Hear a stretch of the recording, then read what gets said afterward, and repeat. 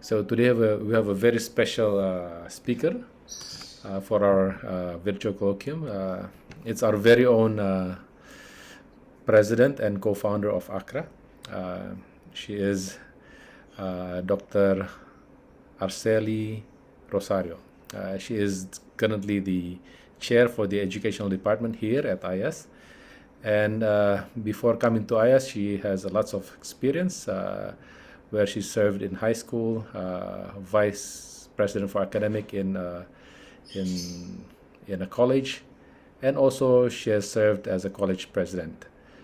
She taught various courses and conducts various trainings and published various qualitative studies.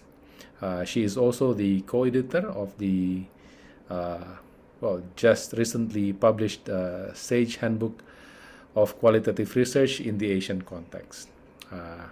As I told you before, she is the incumbent president of the Asian Qualitative Research Association. With that, let's welcome Dr. Arceli Rosario. Thank you very much, David. Thank you for the kind introduction, and greetings to you all. Good afternoon, good evening, good morning, wherever you are. It is our delight that you are able to join us today in our colloquium. This is a very special event because this is a topic that I think we haven't talked about yet. So far, I cannot remember us talking about audit trail. So we are delighted to bring this topic to you today, audit trail, ensuring rigor in qualitative research. I would like to place first audit trail. Where is audit trail in qualitative research? Well, we begin with the evaluative criteria for rigor in qualitative research. You see, in quantitative research, we have a criteria and we have terms such as validity, reliability, generalizability, and objectivity or neutrality. In qualitative research, the experts, specifically Lincoln and Guba and several others as well, although the others used other terms, but Lincoln and Guba's framework is the most popular, and it tried to find terms to capture more or less equivalent, the concepts that are equivalent to validity. And so they introduced the term credibility for validity, transferability for generalizability, dependability for reliability, and confirmability for objectivity or neutrality. But please take note that because qualitative research cannot be like compared one-on-one with quantitative research, the terms here may have different meanings, all right? So now these are the 4 elements in the framework of Lincoln and Guba to measure rigor. In the literature, the term rigor, trustworthiness, quality, these terms are used interchangeably by authors. So these evaluative criteria for rigor or for quality or for trustworthiness, we are using the framework of Lincoln and Guba. This is not the only framework. There are other frameworks, but the truth is more or less the idea is the same. And I will talk with you one by one what each of these are, but briefly, and then we proceed to audit trail. All right, so what do we mean by credibility? Credibility is similar to validity, like the equivalent of validity. So credibility in qualitative research means that the study measures or tests what is actually intended. What is the purpose of the study? And the study measures that which is intended. Or according to Miriam, the question is, how congruent are the findings with reality. So for example, you say that retired employees feel hopeless and useless. That should be the reality. Okay, your findings reflect the reality of retired employees. That is what we mean by credibility. The other element is transferability, which is the equivalent of generalizability. But in qualitative research, please take note that we do not ask the question, are your findings generalizable? Because that question is for quantitative approach. Rather, in qualitative research, we say, are your findings transferable? What does transferability mean? It means that the findings can be transferred to other settings depending on the congruence between the context where the study was conducted and the context where the reader wants to apply the findings. Do you follow? So that it's not automatic that just because this is the find or these are the findings of the study, you do not say that, yes, I got a study, the findings are like this, and therefore I can apply these findings to my context. That is not so, because you have to find out what is the setting like. Is the research setting similar to my setting? Are the participants similar to me or to the people around me? Okay, so these are questions that you have to ask.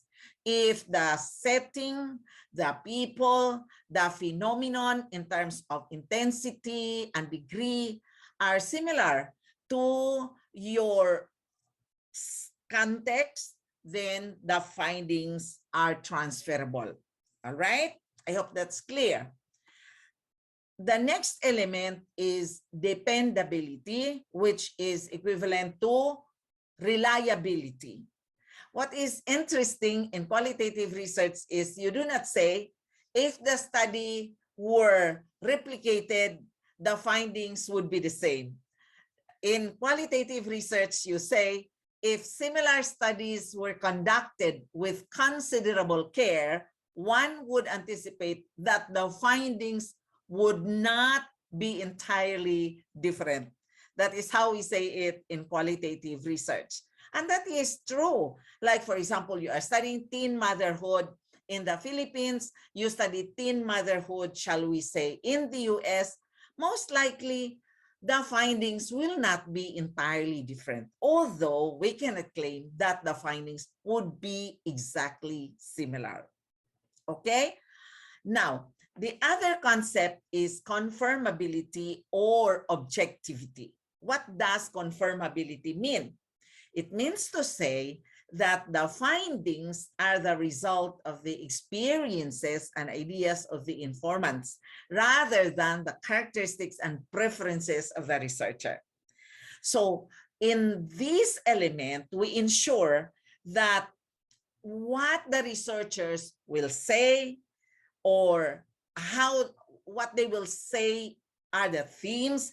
The themes actually are rooted in the data. And what is the data? The data is the expression of the ideas, experiences of the participants and not of the researchers. All right, do you follow? Now, I will introduce to you only the strategies for confirmability. You notice I did not introduce to you the strategies for credibility, transferability, and dependability. That will be another topic. But this one, I will introduce to you the strategies for confirmability because audit trail is one of those strategies.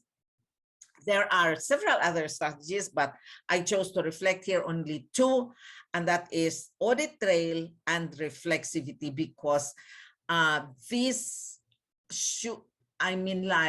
we do not usually do this. Yeah, one strategy for confirmability is the use of an external auditor. And in I think in practice, most universities get an external examiner, right, for a dissertation or for a thesis.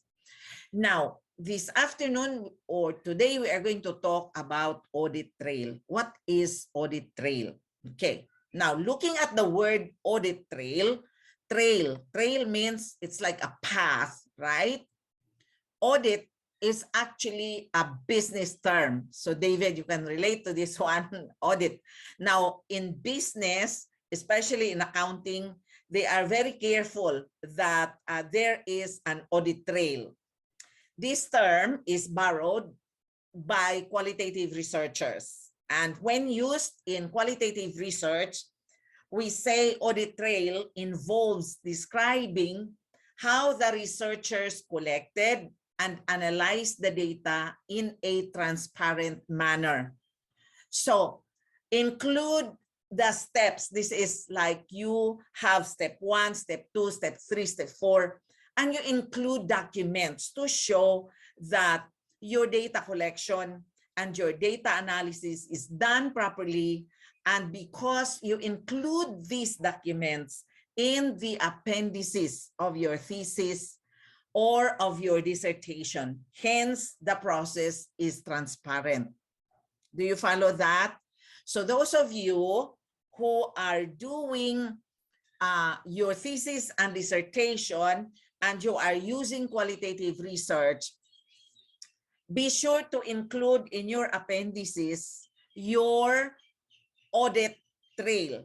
These are documents that will show how you did your data collection and how you analyzed your data so that your readers can follow and they can say that, really, you did your study in a rigorous or in a trustworthy manner. Now, examples of an audit trail are, one is your coding process, that they will see, your readers will see how you came up with your codes, and you present your coding process in a table format. And then you can include descriptions of how you worked from individual codes to themes, like how you clustered your codes and put them together and labeled them. And maybe even you can show, like in the first phase, how you named your themes, and then later how you refined the names of your themes, okay? And the rationale for what codes were clustered together to form the basis of a theme. Also, the audit trail clarifies to readers why researchers made the decisions they did and show that their analysis follows a logical path dependent on the participants' narratives. You see, the challenge in qualitative research is you cannot include, and you should not include in your appendices the transcript of your interviews, or maybe your full observation notes. I wish we could, but we just could not, for the sake of fulfilling the ethical consideration, the ethical principle of confidentiality. We cannot put there the full raw data, because in the full raw data, our readers may be able to identify, there may be identifiable elements there, okay? So that's the reason why we cannot. But somehow there should be a process. There should be like evidences that we are doing our work in a rigorous manner. I am showing to you here an example of an audit trail. This was notes. These were notes made by my student. You see some of his words here is in Spanish because he's Spanish. He gathered in his data in Argentina.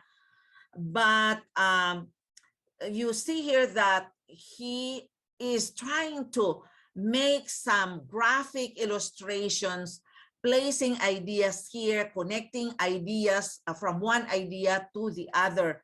And he put this one in his appendices. I just did a screenshot. This is not the full one, but just a portion of his notes. So I am saying that this is part of an audit trail. You make notes, and I will talk later about the different kind of notes that you can make. But you include samples of your notes so that your readers can have a glimpse of what you did. This one is another type of notes, and you see again, it is in Spanish. It's the same study.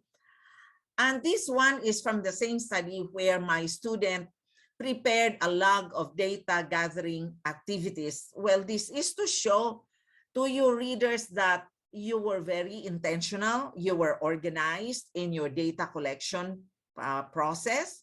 And so you see here the dates, the venues, with whom, and the activities done. All right? Okay. This one is, I would say, a must. You have to include this. You have to include your themes book. And for the, by the way, for the log of activities or data gathering activities, you have to put this one in full from the time that you gathered your data until the last date that you gathered your data, so that your readers can see how many data gathering activities you engaged in, and from what date to what date, how many did you engage in one day, all right? So this one should be a full document, complete document. This also, the themes book, should be a complete document. And again, my question is, where do you put this? You put this in your appendices. So maybe you will ask, so how many pages will that be? Well, lots, I would say. Maybe 30, 40. It depends on the richness of your data. What will you write in your themes book? Okay, you write your research question on the first column, and then the themes in the second column, then the categories.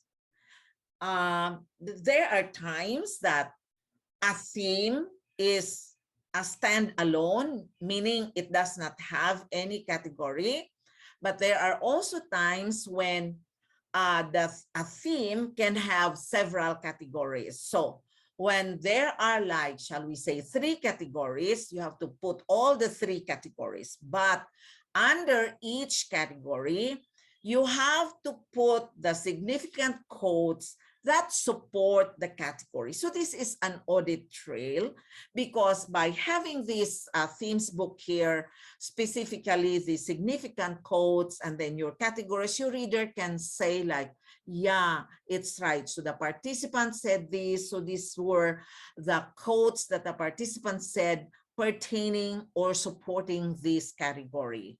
All right. Now, maybe you will ask, so what kind of data do we put, or where do we get the significant quotes? The answer to that is you get significant quotes from all your data sources. So for example, you did an interview, you did observation, you did document analysis, what else? You did a static portrayal or arts-based data. So you get from these sources, what did you find from the different sources that support this category? Since this is only an example, you will see that the quotes that we see here are from interviews. Now, you have here the names Victoria, Nahuel, Marta, and Marta.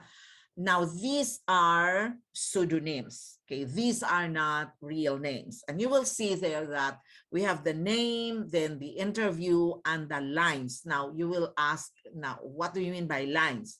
Lines means when you transcribe your interviews, you have now your transcript, interview transcript, you put a line number. That is easy. In Word document, you can, there's a command there, you click that one and automatically the line numbers will come. And so when you cite you pick or you extract your quote from your transcript, you also take with you the lines, because you will need this as you weave in your presentation of findings, as you weave these different quotes supporting your category or your theme. You will need to cite the line number, so that is important. Okay, so this is an example of a themes book. So if, shall we say, you have 5 research questions, and in one research question, shall we say, you have 8 themes, and you have maybe in one research question, you have a total of, shall we say, 20 categories. So for every category, you put there the quotes that you will use as you present your findings, which means to say that when you write your presentation of findings and discussion, you do not go back to your raw data. You work from your themes book. Okay? Now, I mentioned that when you collect data, you can make several types of notes, and there are 3 types of notes. The first one is observation notes, methodological notes, theoretical notes, or analytic memos. Okay, let's talk about these notes one by one. What are observation notes? Observation notes are descriptions of what the researcher sees, hears, feels, tastes, etc. Actually, all those pieces of information that come to the researcher through his or her different senses. Now, in the observation notes, you simply write there what you see, what you hear, what you feel, what you taste, and others. But you do not make commentaries about what you see, what you hear, what you feel, what you taste. These commentaries that you make, these are judgmental statements that you make. Those are called theoretical notes. Because, for example, you say, the room is, okay, you are observing a classroom, and you say the classroom is decorated with bright colors. There are big flowers, and there are also plants. And then you say, I think that teacher is a very personable person, and you start making judgments about the teacher. That one is not part of observation notes anymore. Now, your question may be, can we mix observation notes and theoretical notes? Yes, of course you can. But I just want you to recognize that when you say observation notes, those are just plain descriptions of what you observe. It is, you do not theorize, you do not explain, you do not make judgment statements. You do not, because those judgment statements are already your theoretical notes. Now, how about methodological notes? Methodological notes usually are done after, shall we say, you conduct an interview, and after that, that's why our advice always is do not conduct interviews one after the other. You should have a break. so that after your interview with one participant, you should write your observation notes, you write your methodological notes, you write your theoretical notes. That's the ideal. So never jump from one interview to the other, and in one day you have 4 interviews, and in the evening you are so tired you cannot write, you cannot even think, you're so tired, and then the following day that's the time you write. That is not ideal. All right. So methodological notes is after your data collection, you write about what went well and what can be improved in the data collection and data analysis. For theoretical notes and analytic memos, the explanation is a bit long, so I will show that to you in later slides. So I'll give you an example of an observation note. And this was a study on mentoring of new faculty in higher education. So the observation notes, I want you to observe, should be written like this one, without, this one is pure observation notes without a mix of theoretical or methodological notes. The mentor and the mentee were seated on couches across each other. The mentor started the post-conference by complimenting the mentee. You showed so much confidence in front of the class today, she said. The mentee smiled and thanked the mentor. The mentor then proceeded by asking the mentee in what area she thought she did well. Okay, so that's an example of an observation note. This one is an example of a methodological notes. Notice that methodological notes refer to your data collection or your data analysis. So here's a sample. Actually, this was my methodological notes when I did my study with women university presidents. The in-depth interview I had with the president did not go well today. There were so many distractions. At first, some unexpected visitors came. Then there was an emergency call. In the next interview, I will suggest that we hold it in a place where such interruptions can be avoided. So this is a methodological note, okay? Now, let's talk about analytic memos. What do we mean by analytic memos, and how do we write analytic memos or theoretical notes? According to Clark, as cited in Saldana, 2016, analytic memos are somewhat comparable to research journal entries or blogs, a place to dump our brain about the participants, phenomenon, or process under investigation by thinking, and thus writing, and thus thinking even more about them. Memos are sites of conversation with ourselves about our data. All right, so now this one is talking to yourself. But you see, in qualitative research, we suggest that we should have a team to talk with about our reflections, about our participants, about the data collection process, and others.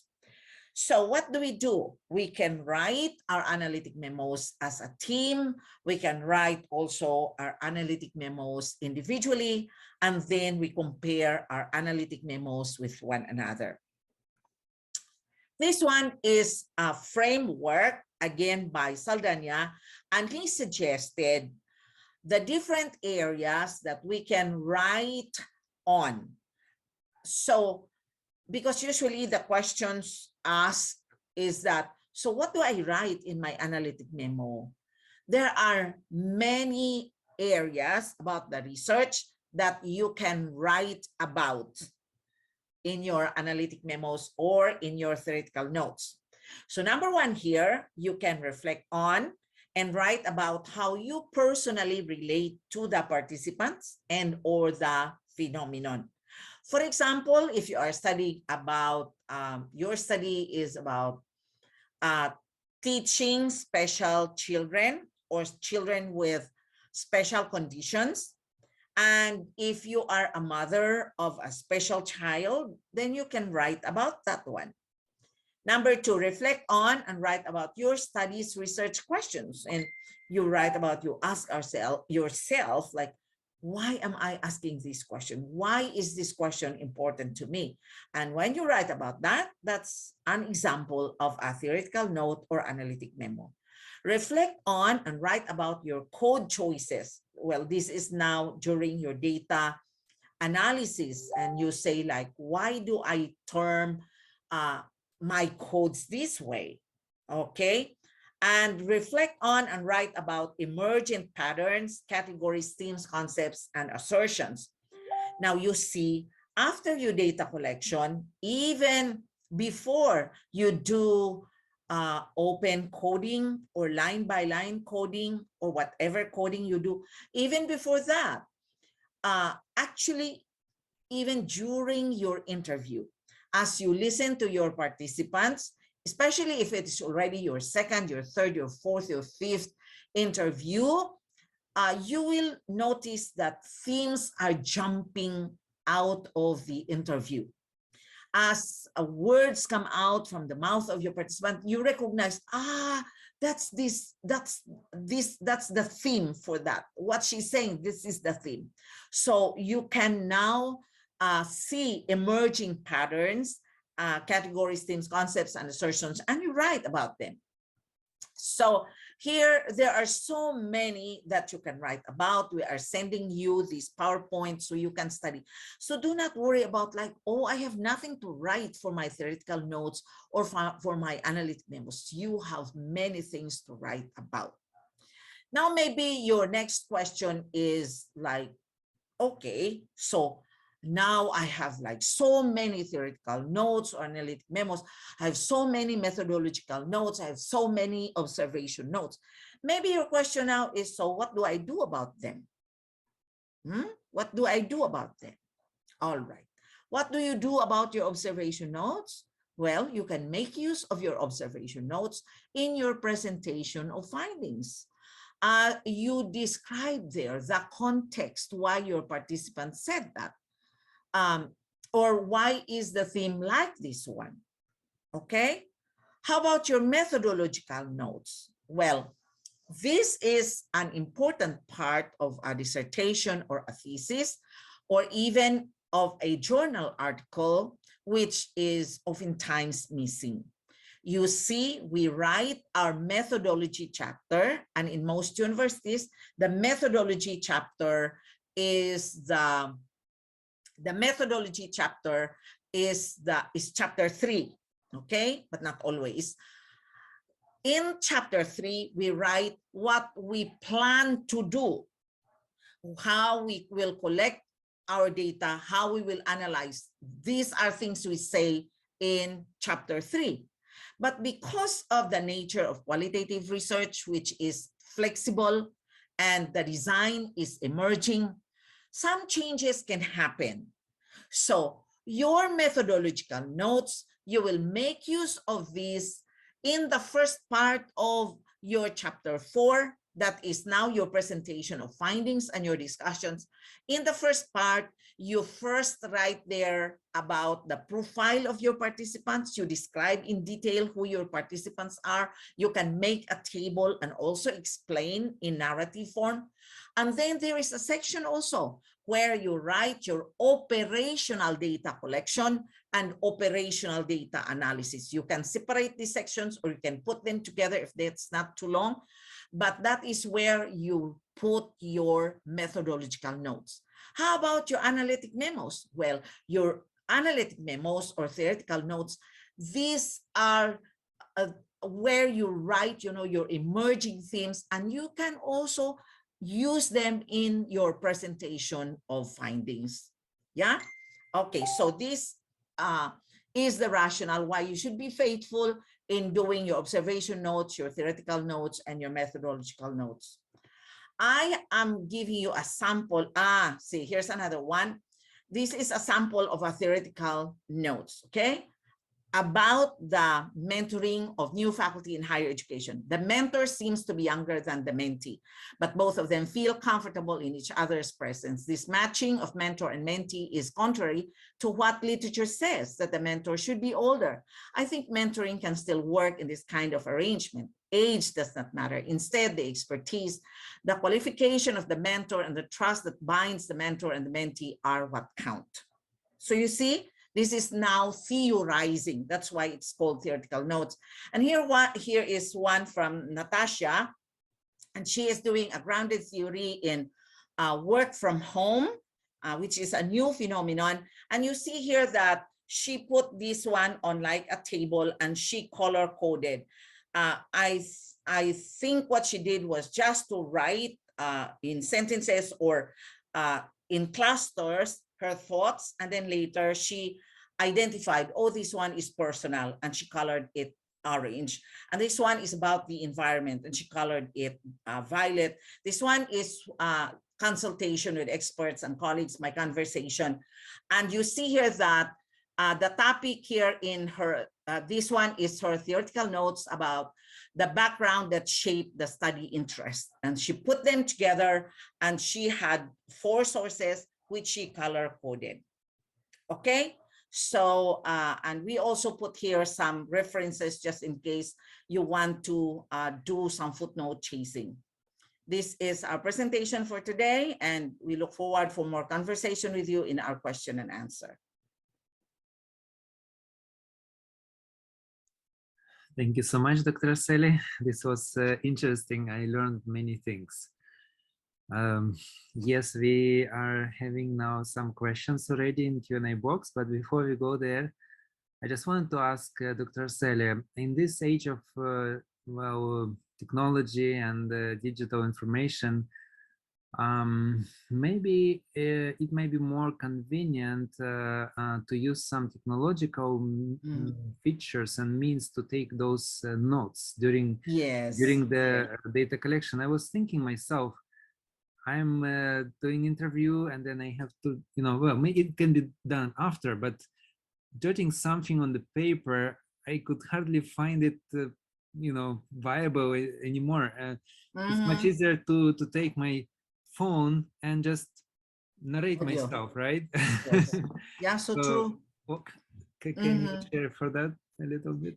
Yeah, of course, you can. Sometimes the researcher is very busy and immediately, you know, you just record, voice record. But you see, it depends on the type of the person. You see, Edgar is a very reflective person, and he likes to release it down and write his thoughts, and you saw their arrows that he did. And I also noticed that Sergo Namoraji, who also did a very thorough dissertation, he also did by hand, and he had all these matrices and arrays and arrows. But if you are a techie person, you can do this one using applications, using software. And yes, you can audio record your thoughts. Thank you so much. Well, still after audio recording, you have to transcribe it, right? So yeah, you have to put it somewhere in letters. We have few questions, good ones. First one comes from Sir Ranjit Gladstone. How can you justify that exhibiting codes will not expose content of data as much as raw data? You make that judgment.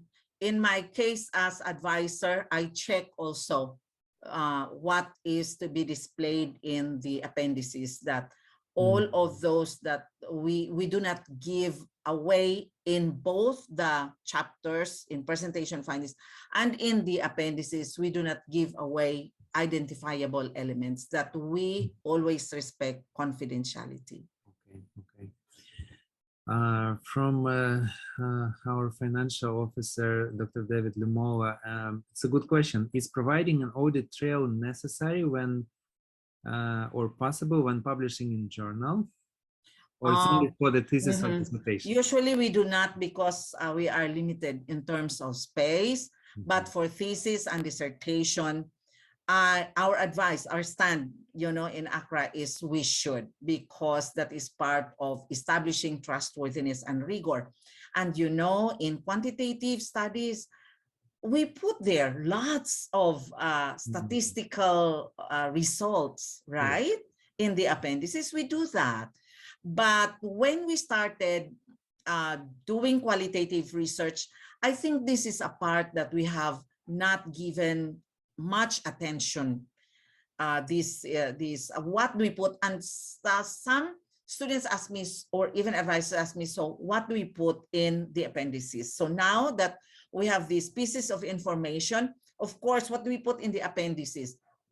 We have there our interview questions. We have the interview guide, just like what we do in Quanti. We have there our questionnaire, right? So we have there our interview guide, and in place of the statistical results, we have there our themes book, because that is equivalent to our statistical report. Then we have samples only of the notes that we take. You can include there your observation notes, your methodological notes, and your theoretical notes. Okay, I don't know, we have so many questions here. Maybe we can entertain a few more, but then... Yes, and just like what we did, we can post in our FB page, because I think we are running short of time. We still have several things to do. Right. So can we still ask a couple Maybe more? Maybe two. Two, okay. In the log, can the columns with whom be replaced with pseudonyms? Yes. The column with whom. Yeah, the with whom should be pseudonyms. Yes, please do not be, be mindful that you do not put there the real names. What is the main difference between observational and methodological notes? It lies within the mention of the method only? Yeah. In the observation, you just write what you see, what you hear, what you feel, what you taste in the environment, in the surroundings. So if you are observing a classroom, you talk about what you see in the classroom, how the classroom looks like, the setting of the chairs, are they wearing uniforms, etc. In the methodological notes, it's about your data collection methods. In what area did you do right? Maybe you say like, oh, I observed the class, but I was so obvious there. I sat in front, and the students, instead of looking at the teacher, they were looking at me, you see, and next time you say, I will sit at the back. Last one, if possible. Is audit trail also required in doing narrative research? So far, I have advised different types. My answer is yes. All right, we have so many other questions, but I think we will have to answer them later. Yeah, we promise to extract all these questions, and we will answer and post our answers in our FB page. Yes. Thank you for answering. Dr. Grace, over to you. Thank you very much, Dr. Pavel, for facilitating, and Dr. Arceli for the presentation on Audit Trail. At this point, we present the certificate to Dr. Arceli for her valuable service as our resource speaker this afternoon on the topic Audit Trail, Ensuring Rigor on Qualitative Research. Congratulations, Dr. Arceli. Thank you.